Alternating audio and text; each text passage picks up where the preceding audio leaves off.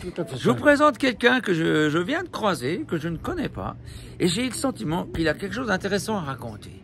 Donc, qui êtes-vous Eh bien, je m'appelle Michel Calam, je suis d'origine franc-comtoise, suisse également, et mon père était chrétien.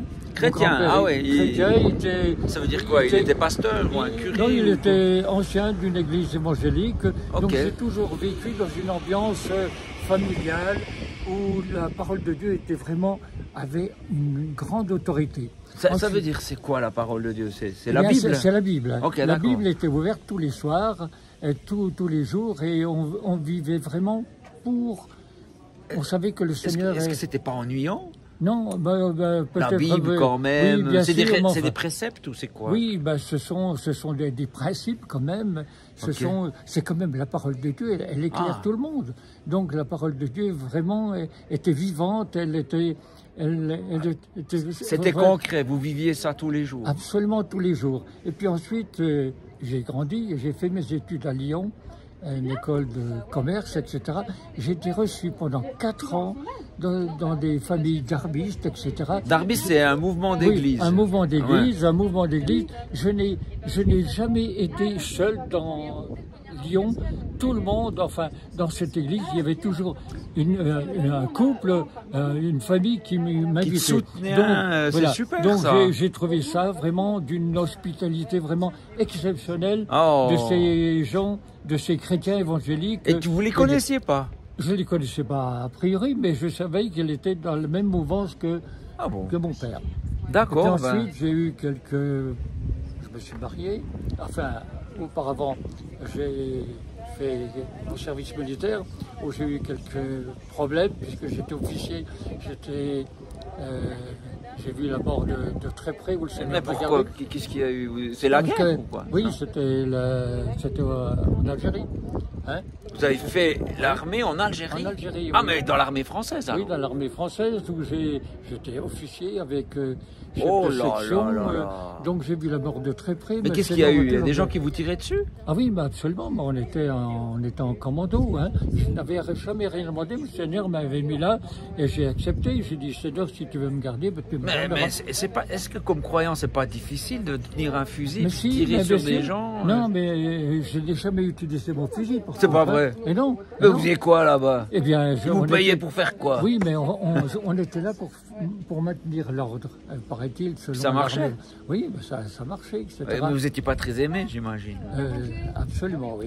Et Ah. puis, ensuite, cette période, je me suis marié, j'ai eu quelques problèmes, etc.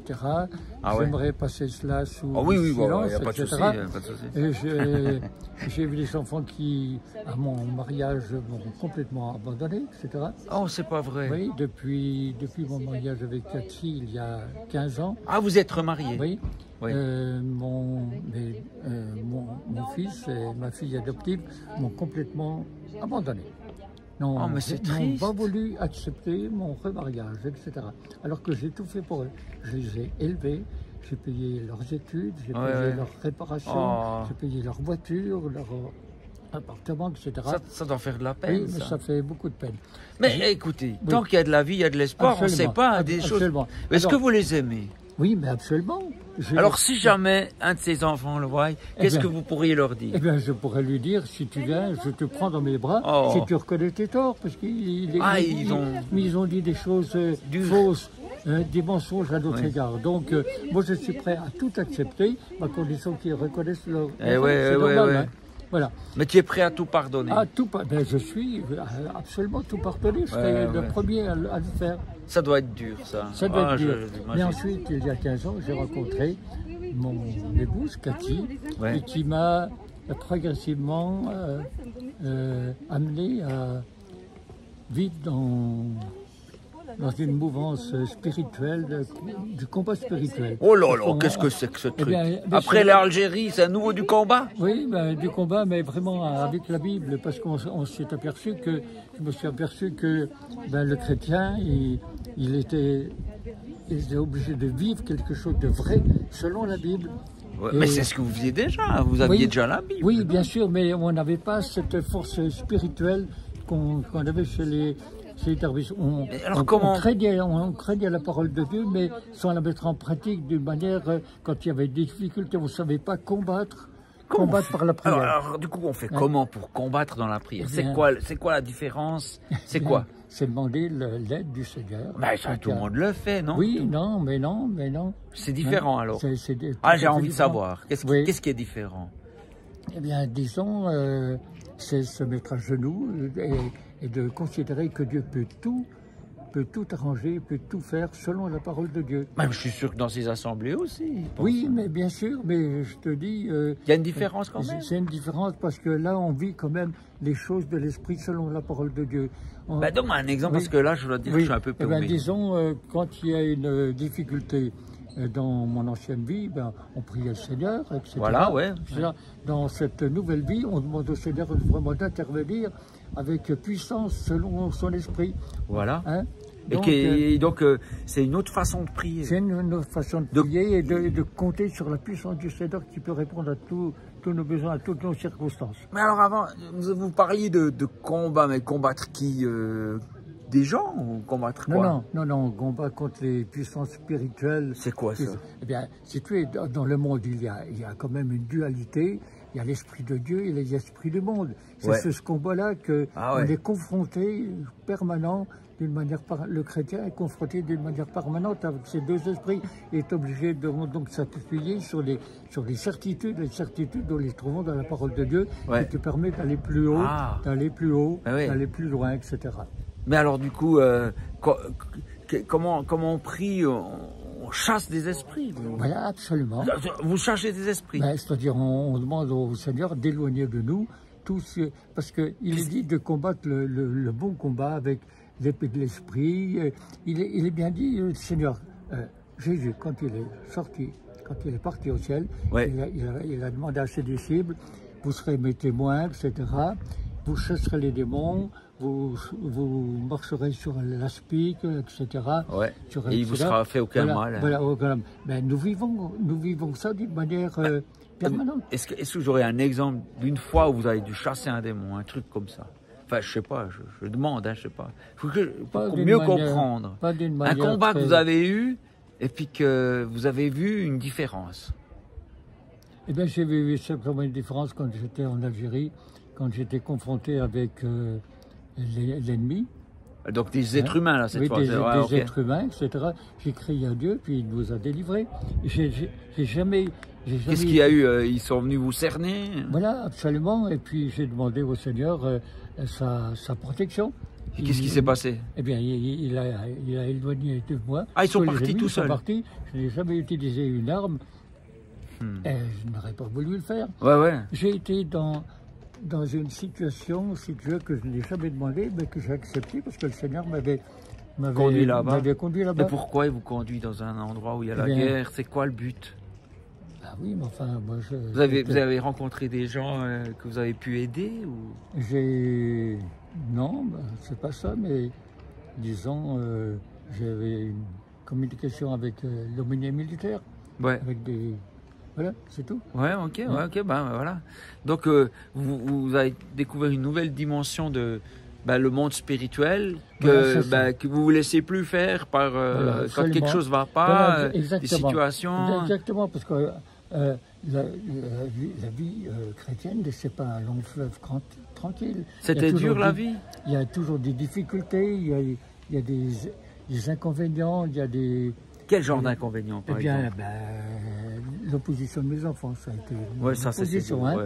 Et puis, il y a eu il y a d'autres difficultés dans la vie. Il y a les problèmes matériels, il y a la santé aussi. Plusieurs fois avec mon épouse, on a prié. Et moi, à un moment donné, j'ai eu une infection urinaire. J'ai dit, je n'irai pas à l'hôpital. On a prié, puis le Seigneur est intervenu. Qu'est-ce qu'il y a eu? Vous avez guéri? Oui, on est simplement passé aux urgences. Le gars m'a dit, je vous donne l'adresse des médecins qu'il faut voir, etc. J'ai dit, je n'irai pas à l'hôpital. Ah bon? On a prié, et puis tout s'est passé.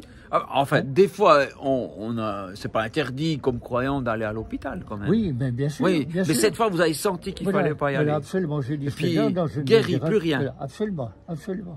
Ah ben c'est puissant, ça, oui, c'est oui. beau ça. Non, non, mais ça, vraiment, là on a senti avec mon épouse qui m'a accompagné la puissance de la prière, puisqu'on a crié au Seigneur. On a dit, Seigneur, tu dis dans ta parole que tu es celui qui guérit. Oui, c'est ça qui est écrit. Sur la terre, il est écrit, tu guérissais les malades. Mais pourquoi nous qui sommes enfants de Dieu, pourquoi nous, on ne bénéficierait pas de ça? Et je crois, nous prenons cette parole en réalité. Voilà, en sérieux. En sérieux, et puis voilà, le Seigneur a répondu. Vous avez souvent vécu des choses comme ça? Oui, absolument. Et puis plus récemment, avec j'ai une douleur dans... Je ne pouvais pratiquement plus marcher, ni lever, etc. Les genoux ou bien quoi? Cette jambe-là, j'ai demandé au Seigneur d'intervenir. On a prié avec mon épouse. Parce que, c'est super, vous priez en couple comme ça, c'est beau ça. Il n'y a pas tout le monde qui fait ça. Mon épouse est très spirituelle, très vertueuse. Oui. Donc en couple, on est très liés spirituellement. Ah, c'est beau. Donc ensemble, etc. On a pu... Et puis mon épouse, elle pourrait raconter qu'il y a eu beaucoup de difficultés grâce à Dieu, grâce au Seigneur, qu'elle a délivré. Vous en êtes sorti, oui. Donc c'est une... Mais alors, je ne sais pas si c'est indiscret. Vous avez quel âge? C'est indiscret? Oui. Ah bon, alors je vais... Désolé. Disons mais alors... 80. 80, c'est pas mal, c'est un bon début. C'est à cet âge-là que Dieu a envoyé Moïse. Alors attention, tout à coup vous allez devoir délivrer un peuple de 6 millions de personnes, c'est encore possible. Tout à fait. Parce qu'il allez, on fait l'âge. D'accord. Donc c'est un bon début de vie. Oui, tout à fait.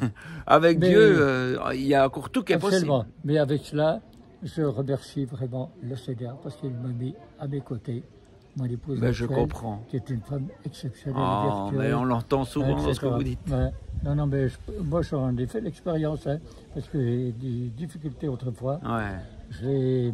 Mon épouse a eu des difficultés, j'en ai eu. On a réuni nos difficultés, on les a présentées au Seigneur. Il est intervenu d'une manière miraculeuse. Voilà. C'est un beau cadeau qu'il vous a fait avec cette épouse. Mais absolument. J'ai l'impression que c'est quelque chose de très important. Oui, mais je remercie tous les jours de la santé qu'il m'a donnée, parce que, compte tenu de mon âge, je pourrais être handicapé. Avec tout ce que vous avez eu. Les amis, si vous êtes mariés, pensez à faire comme cet homme, à remercier pour votre conjoint, et puis vous dire que c'est un cadeau. C'est beau d'entendre ça. C'est un cadeau du ciel que le Seigneur m'a donné. On va lui dire, elle est déjà au courant, tu lui as déjà dit ou bien? Oui, mais je l'ai déjà dit, mais elle pourrait témoigner aussi. J'aimerais bien qu'elle puisse confirmer ce que je viens de dire. Non, les gens vous croient. Mais maintenant, après 80 ans, qu'est-ce que vous diriez? Est-ce que vous avez fait le bon choix de croire en Dieu ou c'était une mauvaise idée? Non, mais c'est un choix exceptionnel que j'ai fait. De croire en Dieu? Oui, de croire en Dieu, parce que c'est une fidélité de Dieu tout au long de ma vie. Il vous a gardé? Il m'a gardé, malgré les difficultés, etc. Je suis encore aujourd'hui, non seulement spirituellement bien portant, et physiquement aussi. Ça, c'est aussi une chance. Il n'y a pas tout le monde qui a cette chance. Voilà. Et puis surtout, je m'appuie maintenant sur une épouse qui est beaucoup plus jeune que moi, mais c'est une, disons, elle a une force de caractère spirituelle exceptionnelle. Et ça fait longtemps que vous êtes mariés alors? Disons 16 ans. 16 ans? 16 ans. Waouh. Oui. Donc on a fait déjà un bon bout de chemin ensemble. Donc 16 ans après, vous continuez de dire que c'est un cadeau. Absolument. Absolument. C'est beau. Exceptionnel. Merci Seigneur. Rien que ça, pour sa fidélité. Ça va toucher beaucoup de gens parce qu'il n'y a pas tout le monde qui dit ça en pensant à son conjoint, tu vois. Donc c'est beau d'être conscient de la richesse de ce qu'on a autour de nous. Elle mérite beaucoup de choses. Elle mérite vraiment une couronne dans le ciel. Non, mais c'est sûr. Alors, je le dis vraiment en toute humilité. Voilà. Merci beaucoup. Merci. Est-ce que vous avez encore envie de dire un truc ou pas? Non, absolument. Je vous remercie de m'avoir donné l'occasion. Mais écoute, je sentais que je devais le faire. D'accord. Eh bien. S'il y avait un jeune qui est là, qui suit, puis qui se dit, moi je suis jeune, qu'est-ce que vous aurez comme conseil à lui dire? Un jeune là, qui ne sait pas trop quoi faire de sa vie. Oui, je lui dirais, écoute, prends ta Bible. Il faut déjà qu'il en ait une. Voilà. Trouve-toi une Bible. Oui, trouve-toi une Bible, je te donne une Bible, etc. Ah ouais. Lis-la. et que le Seigneur demande au Seigneur de te révéler à toi, il se révélera à toi en lisant la Bible. J'ai connu des gens, on leur a donné la Bible, ne connaissaient pas le Seigneur. J'ai dit, tu demandes au Seigneur, si tu existes, tu te manifestes à moi. Ah oui, comme ça. De manière exceptionnelle, il s'est révélé. Non. Ah oui, absolument. Ouais. Donc, puis ça marche. Vous avez vu ça pendant 80 ans, vous avez vu. Dieu est là. Je n'ai vu que la fidélité du Seigneur à travers toute ma vie. Waouh. Ben alors, merci pour ce partage. Et puis, bonne suite de vie et puis bonne libération d'Israël, hein, parce que c'est... non, c'est déjà fait. Ben, il y aura peut-être un autre pays. Non, mais je voudrais que mon épouse y retourne. Parce que... Ah bon? Elle vient de là-bas? Non, on est allés 2 fois déjà en Israël tous les deux. Ah bon? Oui. Tous les deux. Ah, ok. Comme cadeau de mariage, on est allés là-bas en Israël 3 semaines. Alors... Mais sa mari est retourné. Je voudrais l'envoyer. Parce que elle a des fibres, je ne sais pas d'où ça vient, mais elle aime beaucoup Israël. Ah bon. Donc je pense qu'il y a quelque chose. Écoute, un voyage en amoureux là-bas. Oui, peut-être. Oui, pourquoi pas. Je commence à boitiller un petit peu, donc je préférais qu'elle y aille toute seule. Dans un groupe. Merci. Ok, merci beaucoup. Hein. Mais je t'en prie. Allez.